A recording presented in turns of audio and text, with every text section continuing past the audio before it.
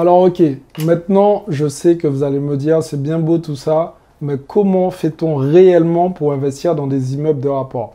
Mis à part ça, quelles sont les 7 raisons pour lesquelles vous devez investir dans les immeubles de rapport? Alors la première des raisons, c'est tout simplement la sécurité. Effectivement, quand vous investissez dans un immeuble de rapport, c'est assez sécuritaire pour la simple et bonne raison que quand vous achetez un immeuble, vous avez plusieurs lots.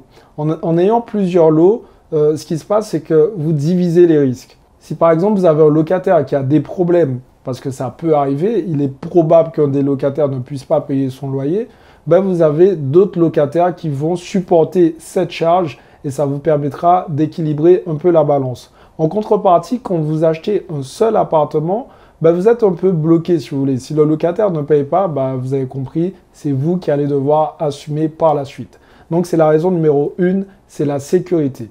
La raison numéro 2, le temps.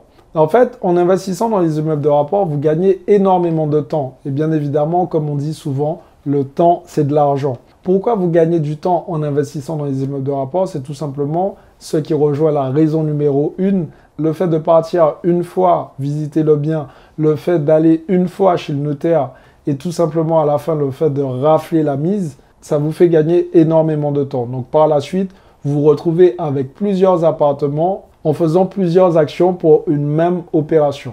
Encore une fois, si vous achetez un simple appartement, vous allez une fois chez le notaire, vous allez une fois visiter le bien, vous faites toutes les choses une seule fois, mais vous repartez aussi avec un seul appartement.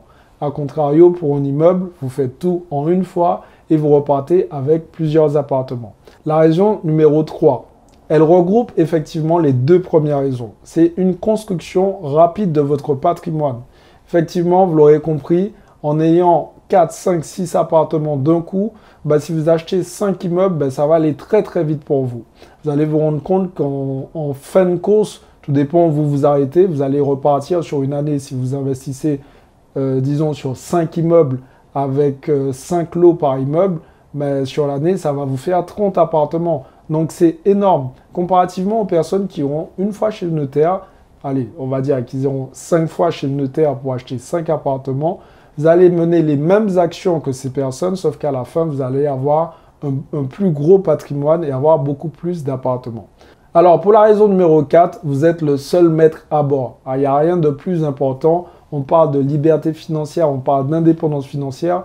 Donc, si on fait tout ça pour être, si vous voulez, libre, ce n'est pas pour s'attacher par la suite avec autre chose. Donc, l'idée, c'est de maîtriser la règle du jeu depuis le départ. En ayant un immeuble, c'est vous qui décidez si vous voulez refaire la peinture, c'est vous qui décidez de refaire la toiture si besoin, c'est vous qui décidez de faire tout entièrement. Alors le jour où vous allez décider de faire certaines rénovations, vous allez tout simplement attendre d'avoir suffisamment de cash disponible et à ce moment-là, vous allez pouvoir entamer des travaux. A contrario, celui qui achète un simple appartement, il se retrouve bloqué avec la copropriété. Si la copropriété décide d'engager des travaux et que les travaux ont été votés par l'Assemblée générale, eh bien vous allez tout simplement devoir payer des travaux même si à l'instant T, vous n'étiez pas prêt à investir cette somme pour ces travaux. Vous l'aurez compris, vous êtes le seul maître à bord et ça n'a pas de prix. La raison numéro 5, effectivement, on parle beaucoup d'avantages, mais on doit aussi parler des éventuels problèmes.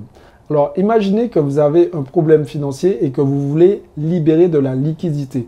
Le gros avantage est le suivant, c'est-à-dire que sur un immeuble, vous allez pouvoir vendre un appartement et conserver le reste de vos appartements. Encore une fois, là où c'est intéressant, c'est que vous serez propriétaire de l'immeuble, toujours actionnaire majoritaire, si on peut appeler ça comme ça. Du coup, vous allez créer une copropriété, puisque bien évidemment, il vous faudra créer une copropriété, mais c'est encore vous qui allez décider de faire les travaux ou pas, puisque vous serez actionnaire majoritaire. Maintenant, on passe à la raison numéro 6. C'est tout simplement le prix au mètre carré. Alors, quand vous achetez en gros, je ne vais rien vous apprendre, vous le savez, en règle générale, le prix est un peu moins élevé. Donc, c'est une règle qui s'adapte vraiment à tout type de marché. Dans l'immobilier, c'est pareil. Quand vous achetez un immeuble, vous payez un peu moins cher au prix du mètre carré. En tout cas, si vous achetez bien.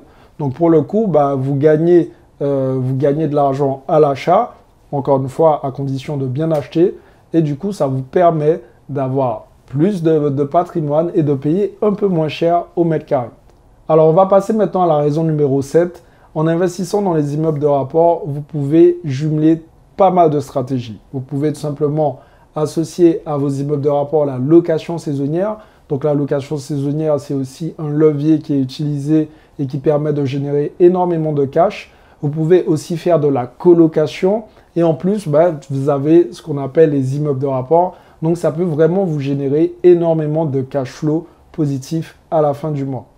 Maintenant, nous allons passer à autre chose. Je sais que là, vous êtes en train de regarder cette vidéo, mais vous voulez voir des chiffres. Et maintenant, je vais tout simplement vous montrer un peu mes chiffres. Alors là, comme vous pouvez le voir sur mon écran, j'ai reçu 2 435,87 €. Alors, une fois de plus, vous voyez écrit gestion locative.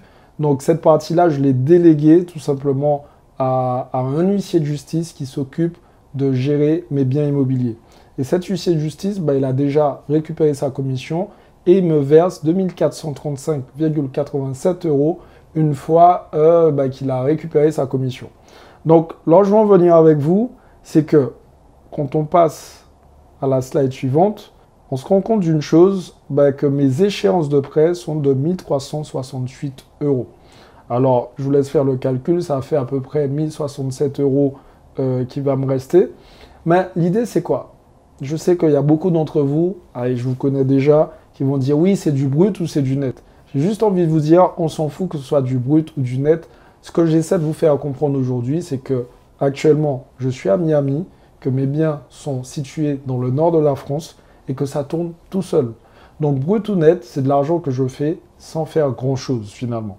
Alors effectivement, de temps en temps, je dois passer des coups de fil, je dois gérer des travaux à distance. Ça prend un peu de temps, mais c'est vraiment des opérations qui tournent toutes seules. Donc aujourd'hui, vous devez vous focaliser sur les choses importantes. Combien de cash arrivez-vous à générer de votre côté sans avoir à vous lever tous les matins et à faire du 9h-17h ou 9h-18h, peu importe.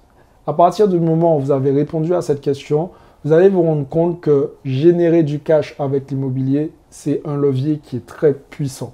Pourquoi c'est aussi puissant? Tout simplement parce que si je dois parler de la pyramide de Maslow, il mettait en avant une chose, c'est les besoins physiologiques comme étant la base de cette pyramide. Les besoins physiologiques, c'est-à-dire se nourrir, boire et dormir. Et aujourd'hui, si on réfléchit bien, dormir, on doit dormir où? Il nous faut un logement pour dormir, forcément.